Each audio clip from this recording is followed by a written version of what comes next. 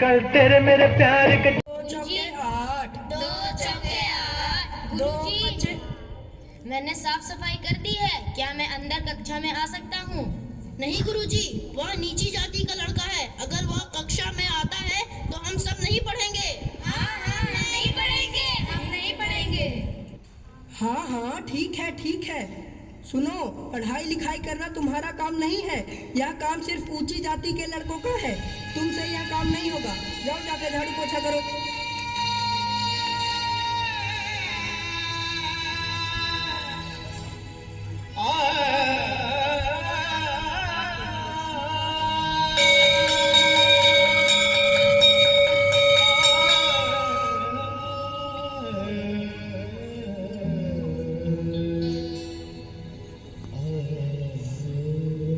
सुनो, मुझे भी प्यास लगी है। थोड़ा पानी पिला दो, भगवान की मेहरबानी होगी। ए महार जाति का लड़का, तुम यहाँ क्या कर रहे हो? यहाँ तुम्हारी जगह नहीं है। चलो निकलो यहाँ से। हाँ निकलो, चलो निकलो। सारा दिन खराब कर दिया।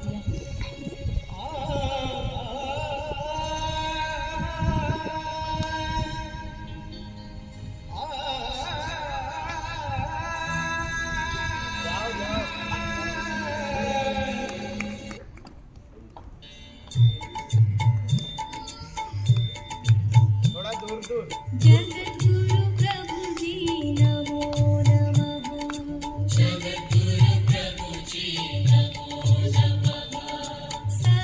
तुम यहाँ क्या कर रहे हो? पंडित जी, मुझे भी भगवान का दर्शन करना है। मुझे भी आशीर्वाद लेनी है। तुम यहाँ नहीं आ सकते। तुम अछूत हो। तुम्हारे अंदर आने से मंदिर अपवित्र हो जाएगा।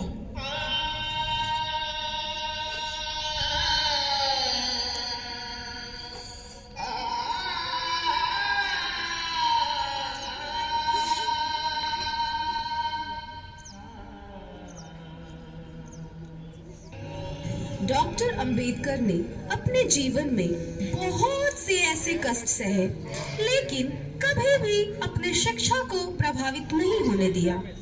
वह हर दिन 14 से 18 घंटे तक अध्ययन किया करते थे। शिक्षा के प्रति उनकी ललक और जी तोड़ मेहनत का ही परिणाम था कि बड़ौदा के शाहू महाराज जी ने उन्हें उच्च शिक्षा के लिए इंग्लैंड भेज दिया था। लंदन प्रवास के दौरान वे हर रोज लाइब्रेरी में जाया करते थे और घंटों पढ़ाई किया करते थे। Why are you eating food in the library instead of going to the cafeteria? I'm going to cancel your membership and you will have to pay fine for this act. Please forgive me, sir. Don't cancel my membership. I need to study for the betterment of people of my society. I don't have enough money to go to the cafeteria and have lunch. That's why I was eating here, sir. Please forgive me. I need to continue my study. Oh my goodness, you are there for such a great cause. Listen, brother, from today onwards you will not eat here in the library. Instead, you will come to the cafeteria.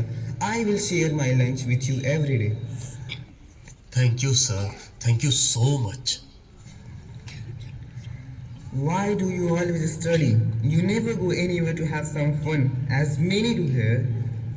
If I will have fun, then who will take care of my people? इसके बाद बाबा साहब भीमराव अंबेडकर ने Europe के भिन्न भिन्न विश्वविद्यालयों से 4 विषयों में पीएचडी की उपाधि हासिल की। भीमराव अंबेडकर भारतीय इतिहास के ऐसे इकलौते व्यक्ति हैं जिन्होंने दलितों और वंचितों को सामाजिक अधिकार दिलाने के लिए अपना संपूर्ण जीवन समर्पित कर दिया।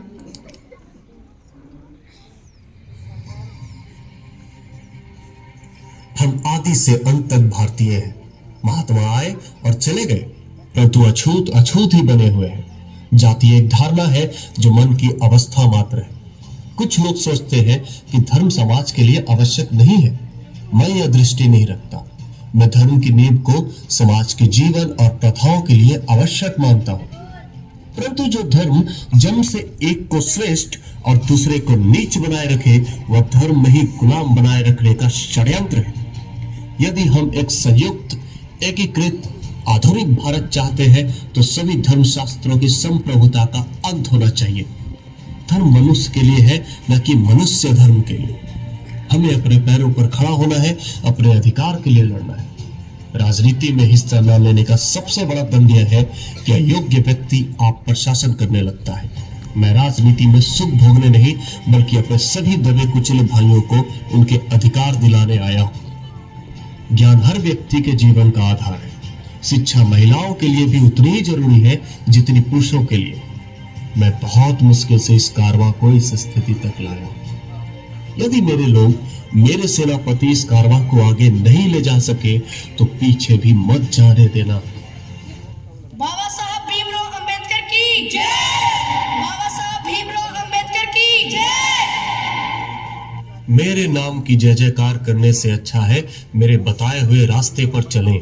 धन्यवाद।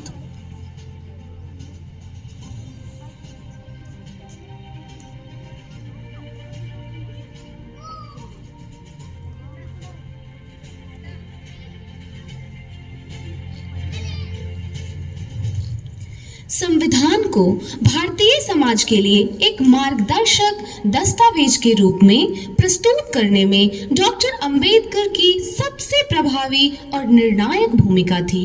26 नवंबर 1949 को संविधान सभा ने संविधान के उस प्रारूप को स्वीकार किया जिसे भीमराव अंबेडकर की अध्यक्षता में ड्राफ्टिंग कमेटी ने तैयार किया था। इसी रूप में संविधान 26 जनवरी 1950 को लागू हुआ और भारत एक रिपब्लिक बना।